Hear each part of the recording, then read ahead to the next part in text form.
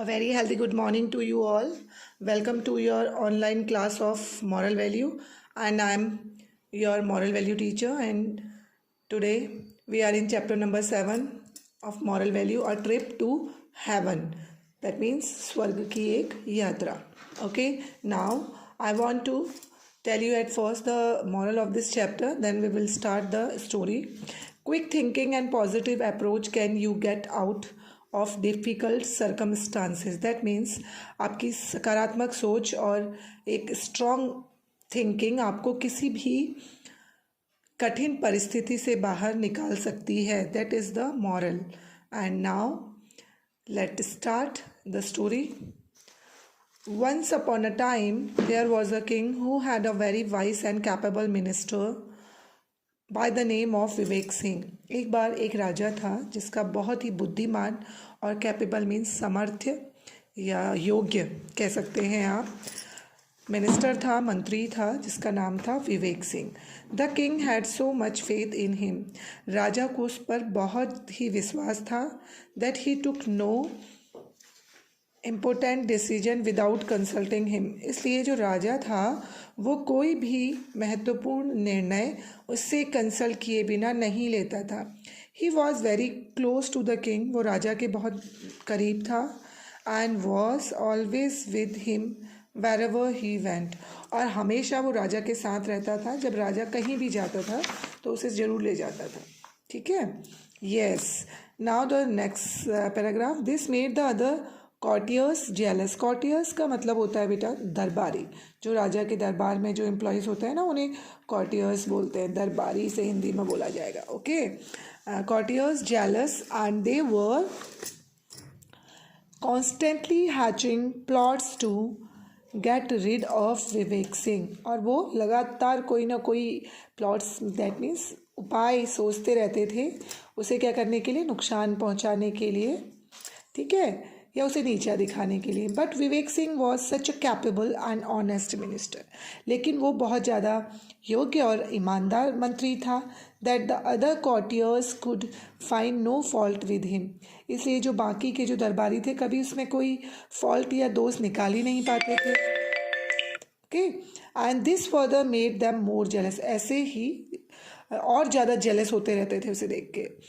One day a courtier by the name of Banwari Lal and his friends made a plan. ऐसे ही एक दिन एक जो दरबारी था जिसका नाम बनवारी लाल था उसने अपने दोस्तों के साथ मिलकर एक प्लान बनाया. They all went to the king and said to him. वे सभी राजा के पास गए और उन्होंने राजा से बोला, Your Majesty, Maharaj Vivek Singh does not even care for you. Vivek Singh आपकी कोई परवाह नहीं करता. Only the other day he was boosting that you can not do what he can. I do believe he is right. Observe the king. और वो कहता है कि राजा उसके बिना कुछ भी नहीं कर सकता. I do believe he is right. Observe the king.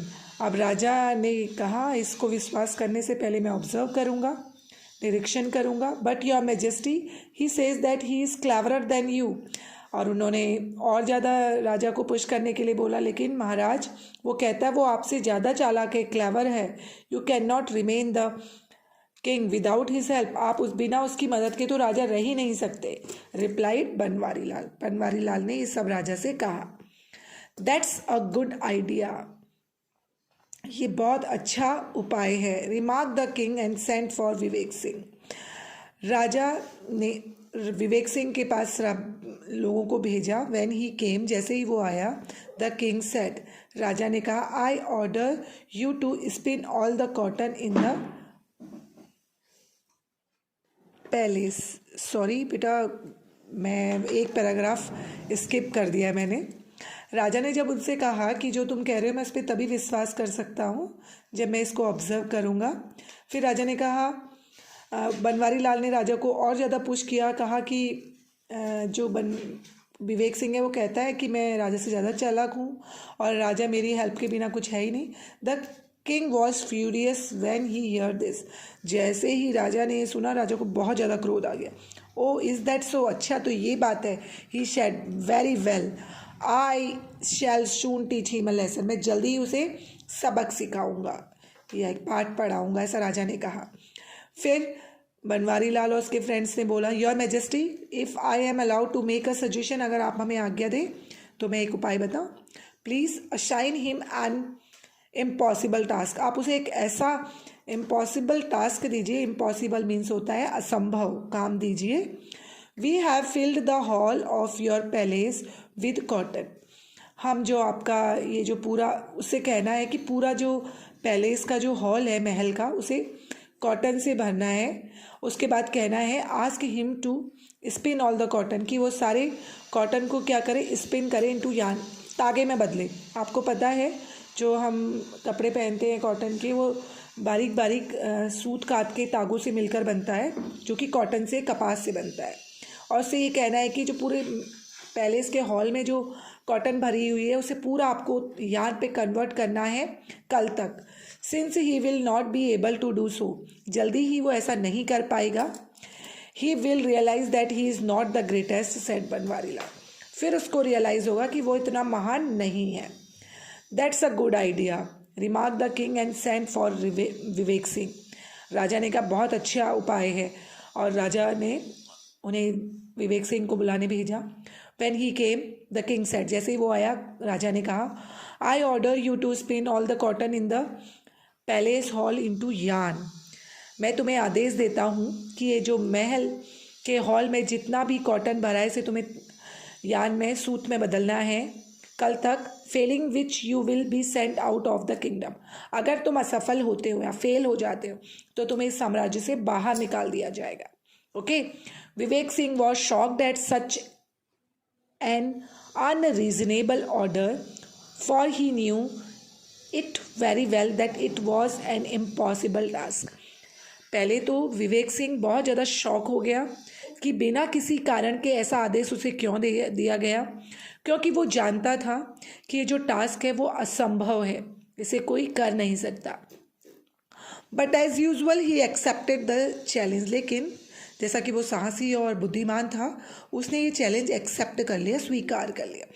He straight away went to a hermit, और वो सीधे चलते हुए एक महात्मा के पास गया, who had always been his guide in times of distress, और वो एक गाइड थे उसके, जो उसे हमेशा गाइड करते थे जब वो कभी भी परेशानी में होता था। He found that the hermit was seated under a tree deep in meditation, उसने देखा जो महात्मा थे वो एक पेड़ के नीचे आँख बंद करके ध्यान में लगे हुए थे। He waited for the hermit to open his eyes, उसने वहीं बैठकर उस महात्मा के आँखों को खुलने का वेट किया। When the hermit open his eyes, जैसे ही महात्मा ने आँखें खोली, Vivek Singh touched his feet and told, Vivek Singh ने उनके पैर छुए और कहा, अपनी प्रॉब्लम उन्हें बताई। The hermit was a learned man, जो हर्मिट थे वो एक बहुत ही ज्ञानी व्यक्ति थे। ही सैड, उन्होंने कहा, डू नॉट लूज होप, अपनी आशा मत खो, माई सन, मेरे बेटे, God is always there to help those who are pure at heart, भगवान हमेशा उनकी मदद करते हैं जिनका हार्ट, दैट मीन्स दिल, साफ होता है।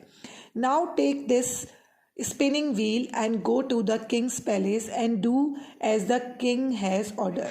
आपको पता है जैसे महात्मा गांधी एक चरखे से सूत काटते थे ना, उसे चरखा बोलते हैं, स्पिनिंग व्हील, वैसे ही एक चरखा दिया उन महात्मा ने उसे और बोला, जाओ इसे लेकर राजा के महल में और अपना काम करो।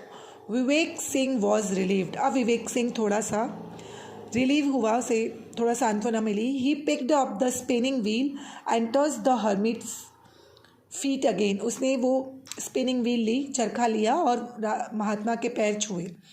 As he was about to leave, जैसे ही वे उन्हें छोड़ के जाने लगा, the hermit stopped him and said, महात्मा ने उसे रोका और कहा, take this sickle and spade too, ये सिकल किसे कहते हैं आप जानते हैं, जिससे घास वगैरह काटी जाती है, हमारे लोकल लैंग्वेज में हम इसे दराती कहते हैं। And spade too, spade mostly मज़दूरों के पास या उन लोगों के पास होता है जो खुदाई का काम करते हैं, स्पेड, इसे हमारी लैंग्वेज में फावड़ा कहते हैं, या फावड़े का ही जैसा एक सीधे मुंह वाला औजार होता है, उसे स्पेड कहा जाता है। ठीक है। You may need them very soon, महात्मा ने कहा तुम ये 2 चीज़ें भी लेके जाओ, जल्दी ही तुम्हें इन दोनों की भी आवश्यकता पड़ेगी। The hermit further advised him, उसके बाद हर्मिट ने उसे एडवाइस दिया। ऑलवेज, एडवाइस मीन्स सलाह। Always be honest and God will take care of you, उसने कहा हमेशा ईमानदार रहो और भगवान हमेशा तुम्हारी हेल्प करेंगे। Children, I think that is enough for today. Video ज़्यादा लॉन्ग बनानी भी ठीक नहीं है, अपलोडिंग में प्रॉब्लम हो जाती है। That's why that is the first part of this story and this chapter, and we will complete this on the next video. Till then you have to listen and see the video concentrately and understand it, what is going on this story, and that video will help you to solve the question answers. Okay, till then stay home and safe. We will meet on next video. Have a nice day.